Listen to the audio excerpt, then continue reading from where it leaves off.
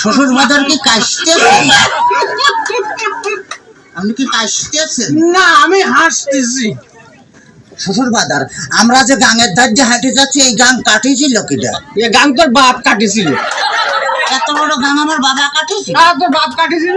আমার বাপ কাটিয়েছিল তো এই এত মাটি ফেলেছিল কারণে। মাটি এত মাটি আমি খাইছিলাম, শালারি তোরে জামাই কোথাকা। তাতে কিস কিস করেছিল না? দেখ, যদি আর একটা কথা কইছিস তো তোর মুখ আমি সুতো দিয়ে সেলাই করে দেবো কিন্তু বলে দিলাম। হ্যাঁ, তাহলে আমি শ্বশুর বাড়ি যাই গোস্ত চাবা খাবো না কেমন? পিঠে খাবো নাকি করে, পিঠে খাবো নাকি করে? এত পর যে আমার জ্বালাতে জ্বালাতে আসতেছে, তাতে আমার সহ্য হচ্ছে না, তুই বুঝতে পারতেছিস না।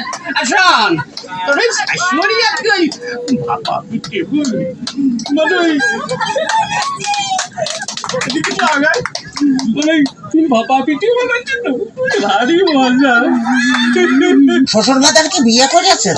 একটা কথা ধন, বিয়ে করেছি কিনা?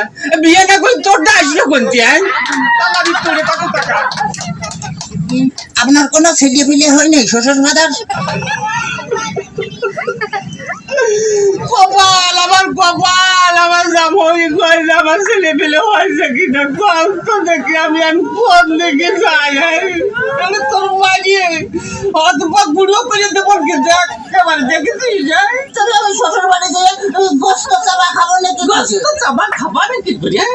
এই যে অবস্থা করতেছ, তাতে তাতে তুমি বুঝতে পারছিস না যে গোস্ত খাবা নাকি করি? তোর সাথে মেয়ে বিয়ে দিয়ে আমি ছাই খাইছি, ছাই। ছাই খাতে গেলেন কে?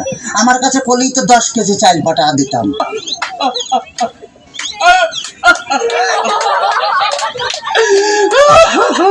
কাঁদতেছেন শ্বশুর বাজার? না, হাসতেছি, দেখতেছি। ও আচ্ছা, আবার যদি কথা বলি যে তোর আমি একেবারে সাথে দিয়ে বাইরে দাঁত ভাঙিয়ে বেলা তোর একেবারে দেখছি না। ওই তাহলে তো বলে আমি যে দাঁত ফেলা দিলে আমি গোস্ত চাবা খাবো না কেমন?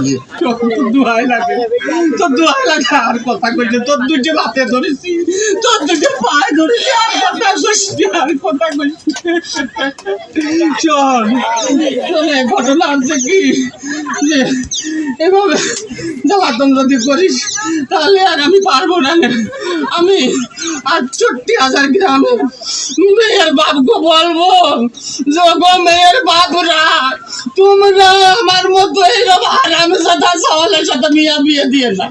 মেয়ে বিয়ে দেওয়ার আগেই ভাবিয়ে থাকবা যে সেই মেয়ের জামাই ভাত কাপড় দিতে পারে কিনা, জামার বাড়ি ঘর দূর আছে কিনা, জামাই ঠিক মতো মেয়ের পাশে মানাই কিনা, তারপরেই তোমরা মেয়েকে বিয়ে দিও।